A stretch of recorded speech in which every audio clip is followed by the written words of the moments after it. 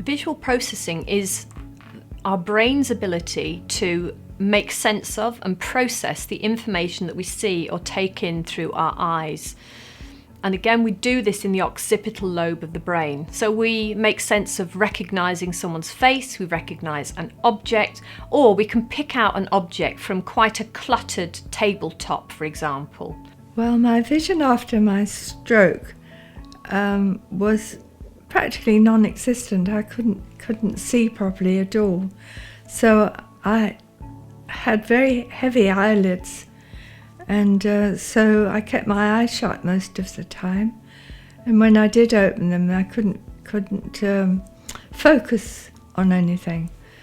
The sorts of visual processing problems a stroke survivor might experience are difficulty with recognising colours, difficulty recognising faces, recognising objects sometimes. They can't quite process them. Visual processing problems could be treated, depends on the individual, depends on the difficulties they're having. So if they're having difficulties with recognising colours, for example, try and put a different colour behind it. Think about contrast. They could have something called visual neglect, where they don't attend to one side of their body.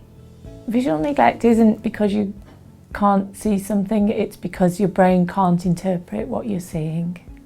And it could be further, it could be wider, so they might ignore the whole of space on one side or the other. Well, I should be really slim, really, considering I don't see half of the food on the plate.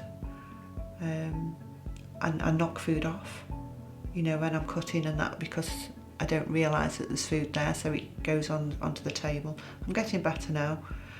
I try to turn the plate so that, I can see what else is there, and so it's sort of, keep moving the food onto the plate. So you do have to sort of, think about everything that you do. You can't just take anything for granted. With visual neglect, keep drawing the person's attention to the side that they are ignoring or they're neglecting. Really draw their attention, give massage, put jewellery on that side or the side that's affected to encourage them to use it, and scan to that side in particular. It's hard. Shopping is hard. Whereas before you could look at something and see the whole picture. Now you have to scan. You have to go along each shelf to look for something, and shops are always moving things around, which makes shopping a real task. See at a glance. There is no glancing anymore. You just have to really concentrate and look. And another one is visual hallucination. So people, or the brain rather, creates images that aren't there. So they see scenes, complex scenes, or animals or people which they know aren't there. It could be quite disconcerting and worrying for people.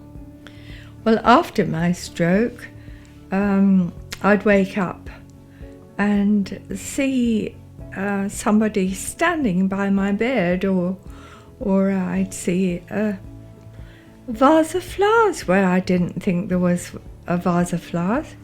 Sometimes I'd be looking at the television and I'd see a whole lot of action going on behind it and think, well, is that part of the programme? In fact, so many different things that I made drawings of them all because I found it so fascinating. Like a monkey would come into the room holding something, and I'd get up to go and see what it was, and they'd just disappear. And all kinds of really interesting things. I told the specialist about it. After a while, she wrote to my GP and said, please take this seriously. With all of these problems, time can help. Practicing, doing tasks, but in time, things can improve. 6 months later, I started to think of the things that I could do instead of the things that I couldn't do. So that, you've got to carry on living. You've got to look forward. So your family and carers can give you support with your visual problems, but they may also be able to help to take you to see a healthcare professional for further help. They may be able to adapt things in your environment or at home, so that if you are unaware of things on certain sides, things can be moved, or they can point things out to you, so that you can become aware of them. I read in large print, so if it's letters, I've actually informed people, gas and electric, things like that, so they actually send all correspondence in large print. If it's a letter, then the children usually put red marks, red margins down the right hand side, so that I read right the way across to the red line. To have a proper assessment, ask your GP or your optician to refer you to an orthoptist or an ophthalmologist. They can give you some training which would help you adapt to the visual processing problem. You really should go to somebody who's the Blind Association, where they can help you with the different aids, your walking canes, things like that, magnifying glasses. You've got to push forward, give yourself new goals, find new things to do. So that's what I did.